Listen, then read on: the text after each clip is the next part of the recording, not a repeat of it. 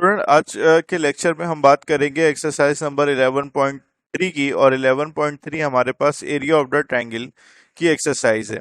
Area of the triangle के हमारे पास तीन केसेस होते हैं। सबसे पहले हम केस वन की बात करते हैं। सही है स्टूडेंट्स। केस वन में क्या होता है, when two sides and one angle is given। अगर आपको दो साइड और एक एंगल गिवन हो तो एरिया ऑफ द ट्रायंगल का फॉर्मूला क्या होता है, वो होता है 1/2। और उसके बाद होता है ए बी जो साइड गिवन है, और साइन हो जाएगा गामा। इसी तरह आप एरिया ऑफ द ट्रायंगल का फॉर्मूला दूसरा वाला क्या बना सकते हो, 1/2 BC, और यहाँ पे आ जाएगा हमारे पास साइन अल्फा। इसी की तरह एरिया ऑफ द ट्रायंगल का फॉर्मूला हो जाएगा 1/2 AC, और यहाँ पे आ जाएगा आपके पास साइन बीटा। तो ये आपके पास केस वन हो गया। बात करते हैं हम केस टू की। तो बच्चों केस टू हमारे पास क्या होता है, आइए उसको भी देख लेते हैं। तो केस टू में हमारे पास क्या होता है, when two angles and one side is given। सही है, दो एंगल हो जाए और वन साइड हो जाए। और याद रखिएगा दोनों एंगल का मतलब है कि alpha plus beta plus gamma is equals to 180 degree करके हम तीसरा एंगल भी निकाल सकते हैं। तो एरिया ऑफ द ट्रायंगल का फॉर्मूला हो जाएगा 1/2 A²। अगर ए स्क्वायर आ गया तो अपॉन में क्या आएगा, अपॉन में आएगा साइन अल्फा, और ऊपर जो दोनों एंगल बच गए वो आएंगे साइन बीटा और साइन गामा। तो आप दूसरा वाला फॉर्मूला खुद से जनरेट कर सकते हो। तो ये क्या हो जाएगा, 1/2, यहाँ पे आ जाएगा आपके पास B², और यहाँ पे आपके पास ये हो जाएगा बच्चों साइन बीटा, और यहाँ पे आ जाएगा आपके पास साइन अल्फा और साइन गामा। ठीक है, इसमें ये जो कलर करते हैं इसका मतलब ही ये एरिया ऑफ द ट्रायंगल को रिप्रेजेंट करता है। तो 1/2 पहले हमने नहीं किया था, उसमें आप कर लीजिएगा 1/2C²। और अपॉन में आपके पास क्या आएगा, अपॉन में आपके पास आएगा साइन गामा, और ऊपर क्या आएगा साइन अल्फा और साइन बीटा। तो आइए हम तीसरे केस को डिस्कस करते हैं अब। अच्छा जी, केस थ्री क्या होता है मेरे पास। अगर मैं केस थ्री की बात करूं तो व्हेन ऑल थ्री साइड्स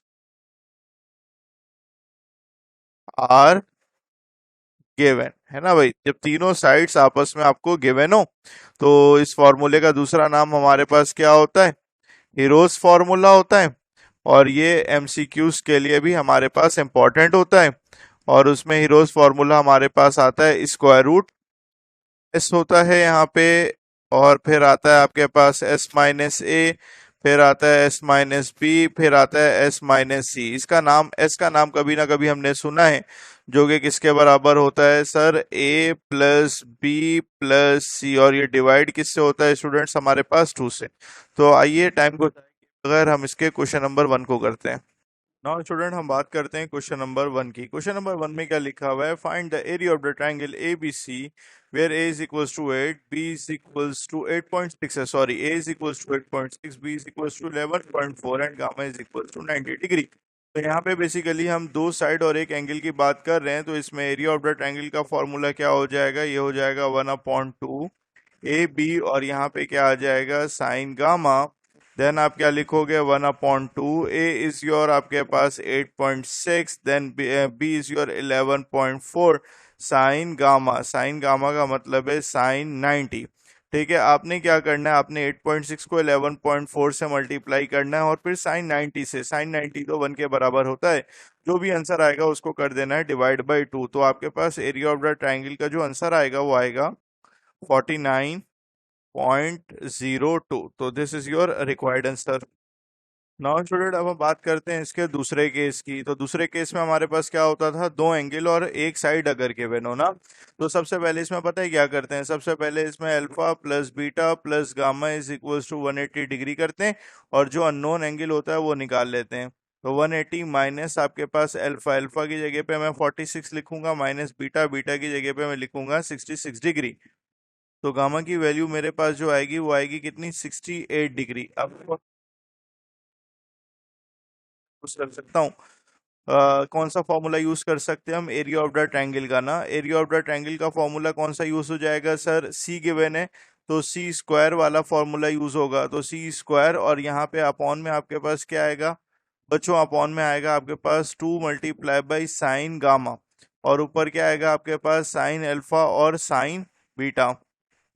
सारी वैल्यूज को सब्सटीट्यूट कराइए तो ये हो जाएगा 36 स्क्वायर, साइन अल्फा की जगह पे आपके पास आ जाएगा 46, देन उसके बाद साइन बीटा की जगह पे आपके पास आ जाएगा 66, और ये डिवाइड में आपके पास क्या आएगा 2 मल्टीप्लाई बाई साइन और यहाँ पे आएगा 68।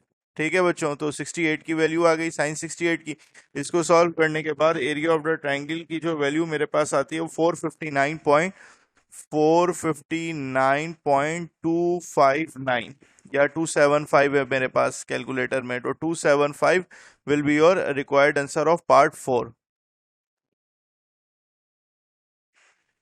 अब हम बात करते हैं क्वेश्चन नंबर 7 की, मतलब इसका जो पार्ट 7 था ना वो क्या था, ए दिया हुआ है, बी दिया हुआ है, सी दिया हुआ है और एरिया ऑफ द ट्रायंगल निकालना है। तो सबसे पहले हम एस निकालेंगे। एस का फॉर्मूला हो जाएगा बच्चों ए प्लस बी प्लस सी, और जो आंसर आएगा उसको हम डिवाइड करेंगे किससे बच्चों, 2 से। ठीक है, तो ए प्लस बी प्लस सी अगर हम करते हैं तो 37 में 37 दो बार है। ठीक है, तो 37 प्लस 41 प्लस 37, और जो भी आंसर आए उसको आप डिवाइड कर दीजिए 2 से। तो एस की जो वैल्यू बच्चों मेरे पास आई,